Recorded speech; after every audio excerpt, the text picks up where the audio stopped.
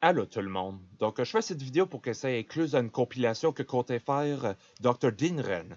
Puis, ouais, ça m'avait pris un certain temps à formuler mes propos pour ce qui est de mon manga favori, puisque il y avait pas mal à dire, puis je me devais de le dire correctement, là. One Punch Man est un webcomic gratuit là, que poste One, qui, peu de temps après ses débuts, a été illustré par le malade Yosuke Murata pour un format manga, et peu de temps après ça, il a été adapté pour un anime. Non, c'est vraiment malade que ça s'est arrivé là, lorsque tu prends en compte que One Punch Man, à la base, il ressemblait à... Tu vois ça, hein. Non, je suis sûrement biaisé sur la chose, je vais l'avouer, mais non, peu importe ce que je peux en penser, là, que je dis ça pour insister sur le fait que OK, oui, le webcomic va pas tout le temps ressembler à ça. Même que One y ajoute des détails comme des illusions là, de mouvement. Donc, c'est pas entièrement à jeter. Mais One, c'est pas ce qu'on considérait comme étant un des meilleurs artistes de manga, là, comme dans le sens traditionnel.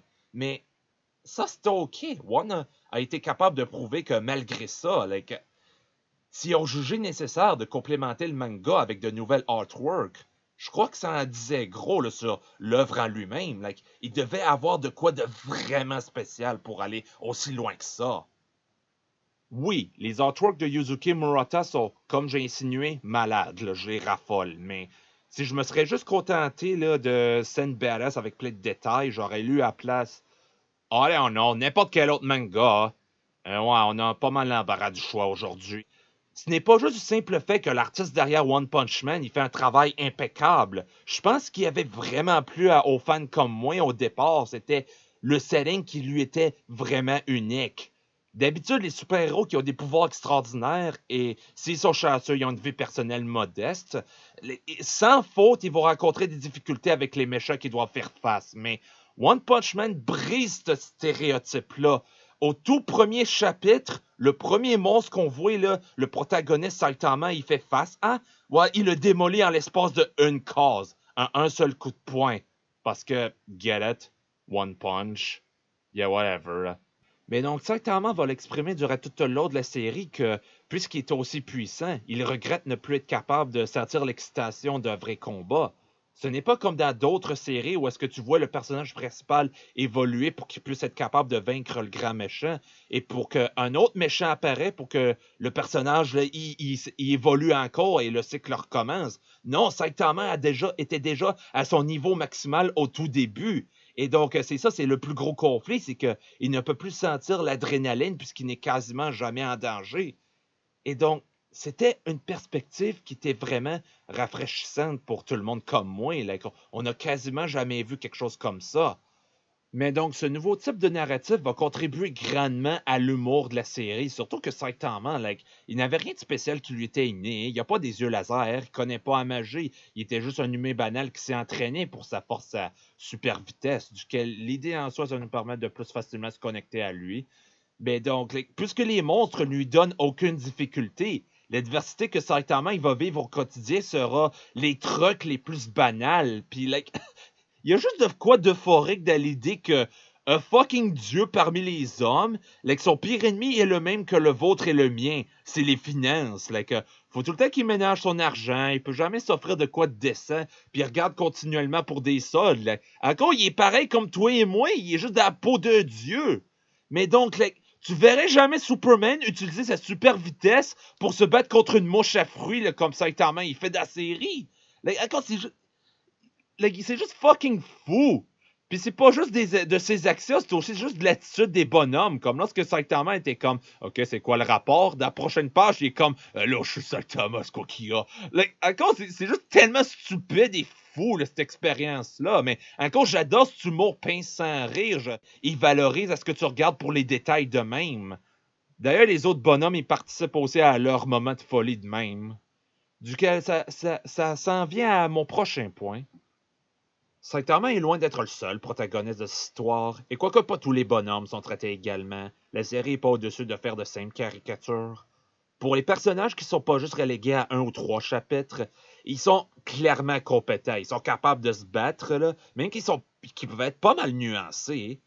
Saitama va tout le temps rester le personnage principal, mais ils n'ont pas eu à démunir qui que ce soit pour le faire paraître mieux. tout le monde a leur moment, même que Saitama va reconnaître leur moment.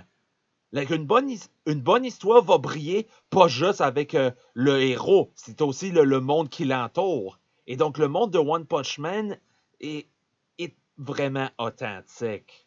Pas tout le monde sont juste une joke. Compte tenu de ce que j'ai dit des bonhommes, la série a beau avoir un ton humoristique, mais il réussit quand même à se prendre au sérieux quand il faut. Et c'est pour ça que le manga va toujours me rester dans la tête. C'est aussi grâce à ses thèmes, ses messages, qui sont répétés à continu à cause de ce que Saitama doit vivre au quotidien. On vit dans une civilisation qui demande du talent, voire même de la créativité, mais pas tous les talents sont récompensés. On a sûrement nos propres histoires de business local qui ont dû fermer parce qu'ils ne pouvaient pas garder leur tête hors de l'eau.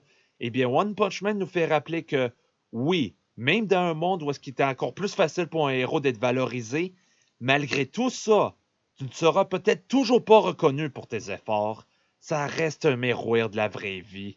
Même Saitama l'exprime qu'il a fait des trucs de fou, mais il n'y a toujours pas quelques fans.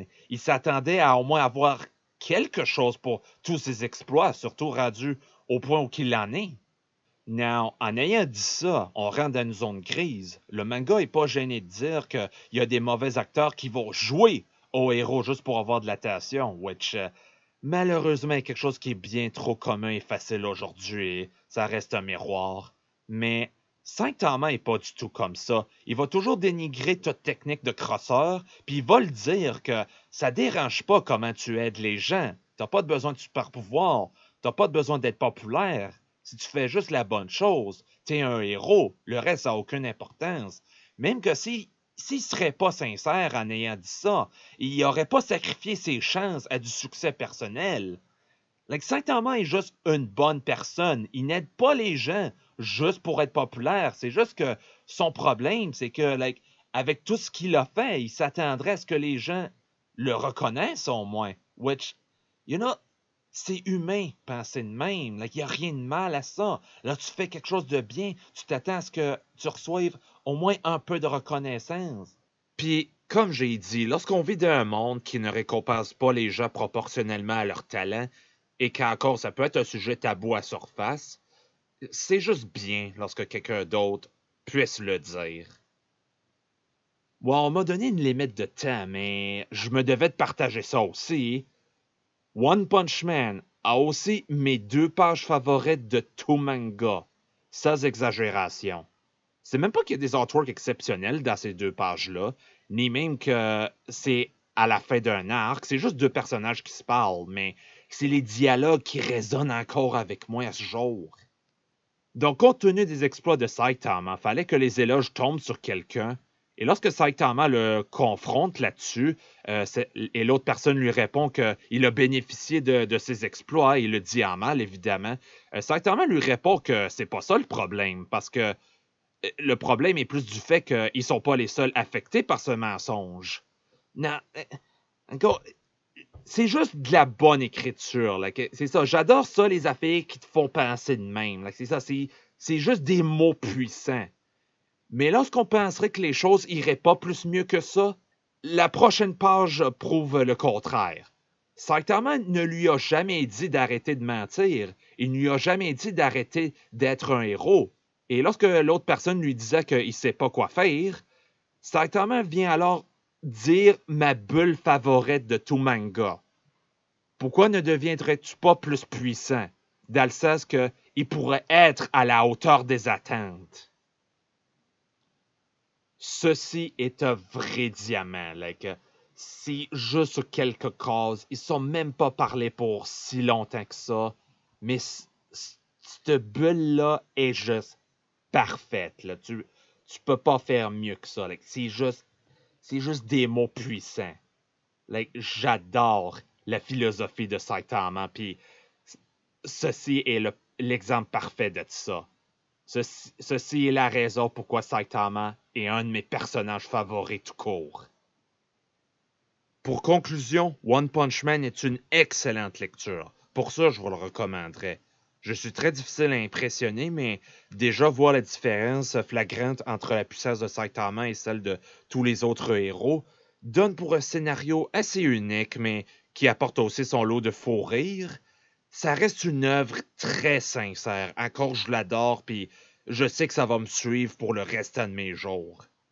Et même si One Punch Man nous fait rappeler qu'il est difficile que l'on remarque nos talents, eh bien, ça, c'est peut-être pas fréquent, mais juste voir Saitama être reconnu pour ses actes, et ça peut être un miroir de la vraie vie, ça aussi, eh bien, c'est juste sweet.